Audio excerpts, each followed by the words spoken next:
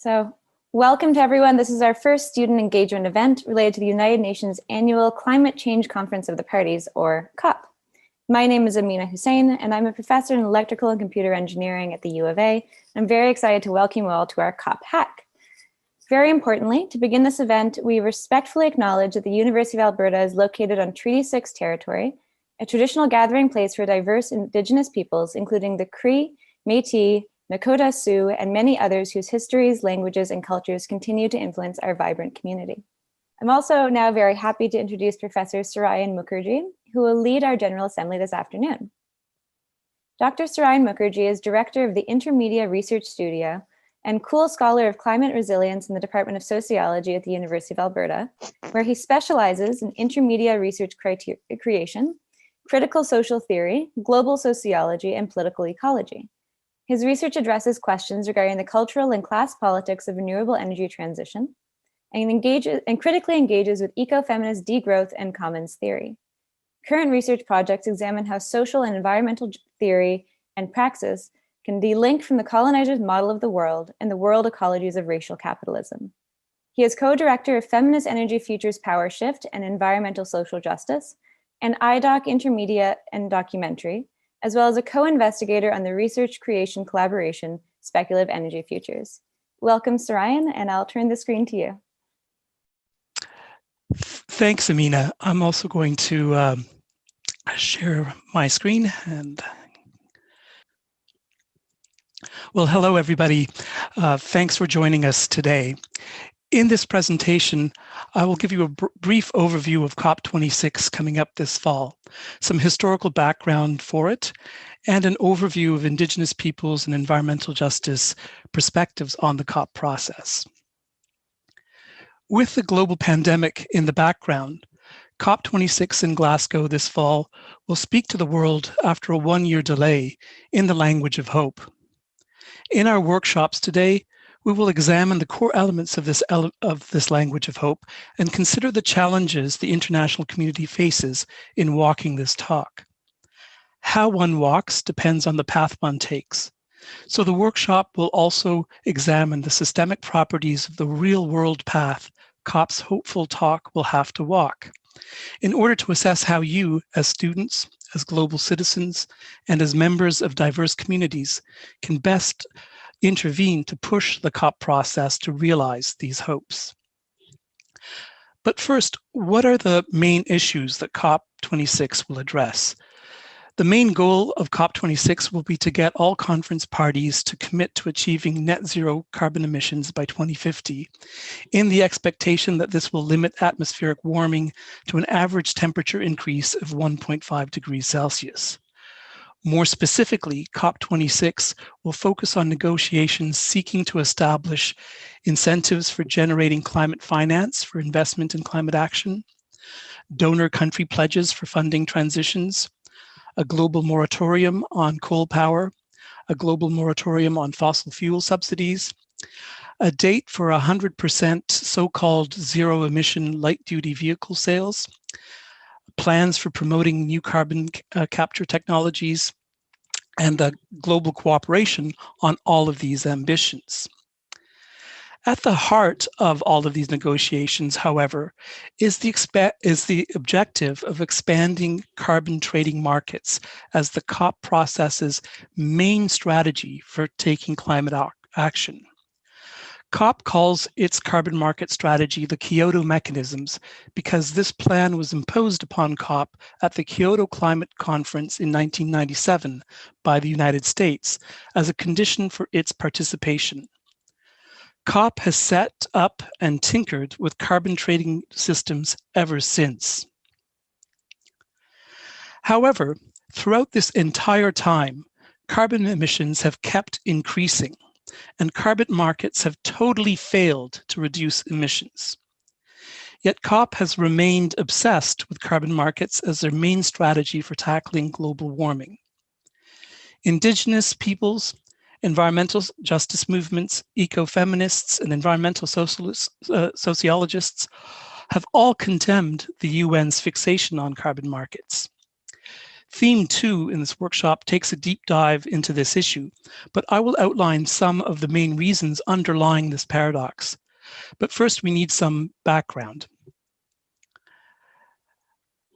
The COP process emerged from the Rio Earth Summit in 1992, at which a special body of the UN, the Framework Convention on Climate Change, was established and work began on negotiating the COP process. This process is called the Kyoto Protocol, as it was adopted at COP3 in Kyoto in 1997. But it took 8 years for the Kyoto Protocol to take effect in 2005 because it needed ratification by many conflicted member countries.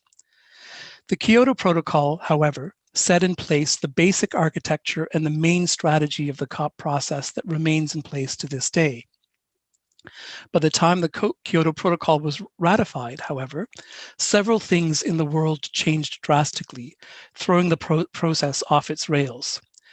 The Kyoto Protocol had established legally binding emissions reduction targets with non-compliance penalties, but only for countries in the global north, Annex 1 countries, and under a principle called common but differentiated responsibilities and respective capabilities.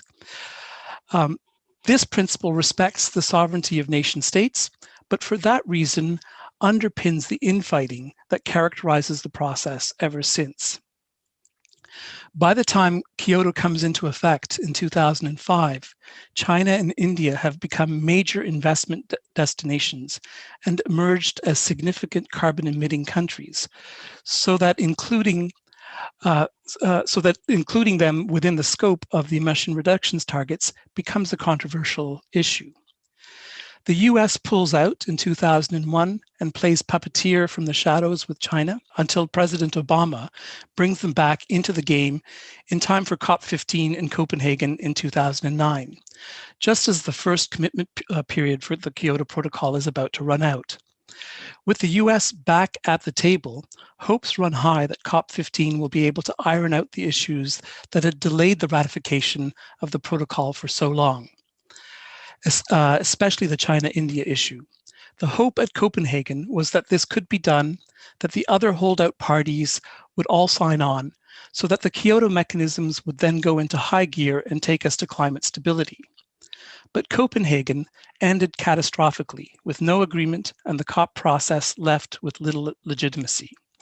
6 years later, at COP21, the Paris Agreement is signed. For the first time, world leaders collectively agreed that climate change is real, that it's a threat to the environment and all of humanity, and that global action is needed to stop it. Everybody was in until Trump, Bolsonaro, and Erdogan all pulled out. The distinction between Annex 1 countries, the global north, and non-annex countries, the global south, was removed, and all parties were brought inside the Kyoto mechanism regime. The Paris Agreement also adopted the goal to halt global temperature rise at 1.5 degrees Celsius in this century, based on the recommendation of the scientific work of the International Panel on Climate Change. But the Paris Agreement also replaced legally binding emission reduction targets with voluntary national reduction ambitions. It ignored the urgent need to keep fossil fuels in the ground, to restrict aviation, and to localize and degrow production and consumption. It pinned all its hopes on the fantasy of a silver bullet techno-fix, especially carbon capture and sequestration, while reaffirming the centrality of the Kyoto mechanisms as mitigation tools. The Paris Agreement has set the agenda for all COP meetings ever since, right to Glasgow now. As a result, Indigenous peoples, environment and climate justice activists in both the North and the South, political ecologists and other social scientists note the following challenges the agenda set out for COP26 in Glasgow. The most glaring of these challenges stem from the contradiction between COP's stated goal to limit global warming, but its refusal to set binding and enforceable limits on greenhouse gas emissions. If we want to slow and limit atmospheric temperature increases and do this quickly, there are some obvious things we should do, as Indigenous peoples, environmental justice activists, and many scientists argue. place a moratorium on fossil fuel extraction, end fossil fuel subsidies, prohibit leisure and non-essential air travel, as we have done during the pandemic, deindustrialize and delocalize food production to reduce fossil fuels as inputs, and stop deforestation, all for starters. COP26 proposes to address some of these issues and not others. It will seek for an agreement on a moratorium on coal-based power and on ending fossil fuel subsidies, but not an agreement to end the exploration of new sources of fossil fuels, let alone to keep oil and gas in the ground completely, as the Nigerian Keep Oil in the Soil campaign demands. Another contradiction comes into play as a result of the COP's process opting for voluntary ambitions over binding and enforceable agreements. The UN argues that voluntary ambitions give national governments flexibility in developing their climate action strategies. But this creates two other problems. First, this opens the door to COP negotiations becoming hijacked by geopolitical and competitive strategies of the big world powers like the US and China and others. Second, giving national governments flexibility becomes meaningless when the majority of national governments around the world have little power and financial capability to do much of anything compared to the globalized corporate sector and international financial institutions, which hold most national governments hostage. Under these circumstances, the COP process's flexibility just gets passed along to corporations and big global banks. For example, COP will address fossil fuel ground transportation, but not air travel, in deference to the interests of Tesla, Chinese vehicle manufacturers, and the airline and tourism industries. Such flexibility provided for global corporations and industries has ensured that greenhouse gas emissions and deforestation have steadily increased throughout the entire history of COP negotiations. Global warming is a problem that no one country can solve on its own. Rather, the problem requires collective action. For that to be possible, COP negotiations must be open, transparent, fair, democratic, and lead to outcomes that are just and that address the welfare of all, rather than benefiting any single group of people over all others. Yet corporations and international financial institutions have the biggest say in COP negotiations, especially compared to Indigenous peoples, ordinary citizens, and even most national governments. So that the interests of shareholders, especially of auto manufacturers, energy companies, or airlines, or private banks, take priority over other needs and concerns. As a result, COP negotiations are an example of what sociologists call systematically distorted communication. And this explains why greenhouse gas emissions have continued to grow throughout the 24-year history of COP, and why COP negotiations spend more time discussing how global banks can make profits rather than what concrete and specific steps should be taken to reduce greenhouse gas emissions fairly and equitably. One example of such systematically distorted communication involves the stated goal of achieving net zero carbon emissions by 2050. Net zero is not zero, though many people are confused by this issue, including Mark Carney, former governor of both the Bank of Canada and the Bank of England, who claimed erroneously that the climate fund he now manages is zero carbon because its investment in CO2 emitting industries was offset by its investments in other low carbon industries. Rather, for net zero to be real and not an accounting trick, the goal is to reach a situation where we are pulling out 1 molecule of CO2 from the atmosphere for every molecule of CO2 we are emitting to it. This is a very difficult thing to measure at the best of times, and impossible when commercial interests owning the measurements self-regulate, as is the case when market-based flexibility is optimized. Let's take a closer look at the difficulties that arise here. Even though the term anthropogenic climate change is frequently used, at issue here is greenhouse gas emissions deriving from industrial production and consumption powered by fossil fuels, which begin a significant uptick of accumulation from about 1850 and start to spike, especially after the reconstruction of turbocharged racial capitalism after the Second World War under US leadership around 1950. Global warming does not derive from any or all fires that human beings have ever lit, nor from every time human beings have ever exhaled. Throughout most of human history, anthropogenic CO2 emissions have remained integrated with the planet's carbon cycle, where carbon is recycled between different forms of life, the soil, other geological formations, the atmosphere, and the ocean, which can all act as carbon sinks. Changes in this cycle have changed the climate historically, causing ice ages, for example, and has certainly deeply affected human existence over time. But at issue now is a uniquely capitalogenic process of warming. Note also that the 1.5 degrees Celsius is an average, not a measurement, and that 2050 is an arbitrary date.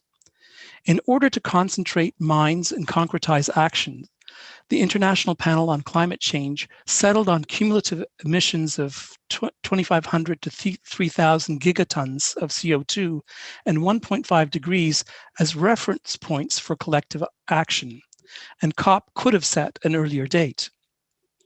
This means that the world in the years ahead will be much hotter for some forms of life in some places, less so for others elsewhere, whether we cross that 1.5 degree limit or not.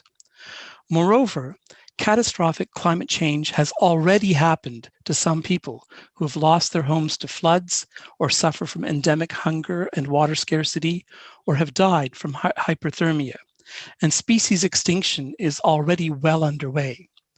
All this will continue to increase in intensity and scale unless the trend lines are reversed.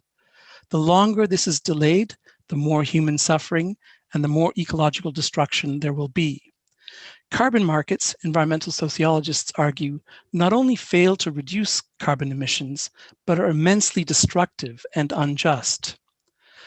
While the term carbon budget implies a determinate quantity that we can divide and allocate and trade in various ways, climate scientists remind us that all empirical measurements and calculations regarding emissions and warming carry various magnitudes of uncertainty.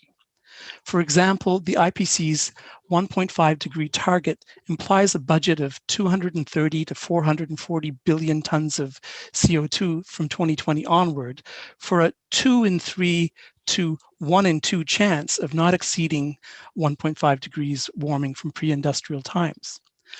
But there is a 1 in 6 chance that this budget has already been exceeded. The key thing here is that the so-called remaining carbon budget is not a straightforward measure like one barrel of beans. It's a probability distribution of hitting a target. This is the nature of the math underlying the so-called carbon budget, and this math is very different from budgets based on bank accounts and pocketbooks. Indeed, the very idea that we have something that could be called a carbon budget is pretty much bogus unless it is defined and used in terms of political and ethical concepts of fairness, equity, ecological debt, and environmental justice, rather than profiteering opportunities. Keeping this in mind, let's consider what the COP process is in fact proposing. Global fossil CO2 emissions have grown at a rate of 1.3% per year for the last decade, driven by the growth dynamic of the global economy, and stood at approximately 33.2 gigatons of CO2 emitted in 2019. Emissions dropped during the early phase of the pandemic, but are now increasing again. Switching from fossil fuels to so-called renewable sources of energy, which all take significant amounts of energy to produce and operate, would reduce emissions, and increasing reforestation would increase the amount of carbon we are withdrawing from the atmosphere. But In the context of a growth economy, both emission reduction and carbon withdrawal would have to increase in pace with the growing carbon emissions. The slower the transition, the greater the emissions. The COP process strategy for doing this while growing economic activities overall is to rely on financial markets to channel investments to profitable carbon capture and sequestration technologies to allow us to keep on emitting CO2. But the IPCC estimates that we have to remove 730 billion tons of CO2 from the atmosphere by the end of the century to keep global warming below the 1.5 degree target. No one knows how to capture so much carbon. Moreover, there are significant emissions of other greenhouse gases as well, like methane, nitrous oxide, and fluorinated industrial gases. Carbon capture and sequestration technologies can have some role to play, but only if they're deployed as democratically managed public utilities. Given that only insignificant amounts of carbon are being captured and stored by proprietary CCS technologies, it is a very tall order to expect them to combine with so-called renewable sources to keep growing the energy intensity of the world economy from our current 165 million terawatt hours of direct power consumption, plus the growing social metabolism of other material flows. Some of this current energy consumption is wasted as a result of physical inefficiencies, but far more is wasted by economic inefficiencies inherent to profit chasing. Consequently, political ecologists argue that reforestation, renewable energy transition, and other forms of carbon capture and sequestration will allow us to stay within the 1.5 limit only if we regenerate impoverished communities and damaged ecosystems and degrow wasteful, inessential, toxic, destructive aspects of the world economy. This means powering down overall industrial energy demand rapidly. The economic activities that have the biggest positive impact on people's mental and physical well-being, like education, health, care, meaningful relationships, and time for each other, are not energy intensive, nor do they have to be. The COVID-19 pandemic crisis provides a useful analogy with regard to the difference between adaptive systemic change versus business as usual responses to crises, and illustrates the problems that arise with flexibility, as has been the case with confusing, contradictory, or voluntary public health measures. The pandemic demonstrated how systemic oppressions, democratic deficits, and the concentration of power derived from business as usual deepens crises, as in the USA, Brazil, UK, Iran, India, and even Alberta. Whereas systemic adaptive change in how we work and allocate resources and regenerate public and care services brings us more resilience. To understand what the COP process is and what it ought to be, and how students and their diverse communities can best make a difference to ensure that the goals of COP are met by the international community, we need to understand the linkages between economic, political, and communicative power, unlimited resource extraction and use, global economic inequalities, and climate and environmental injustices. This workshop provides an introduction to such issues and also considers some environmental justice alternatives to the business as usual model that students can engage with to realize the hope that speaks at COP. Thanks for listening. All right. Thank you so much, Sourayan, for that wonderful presentation that perfectly sets the stage for our discussion today. Before we go into our breakout rooms, I'd like to give everyone here an opportunity to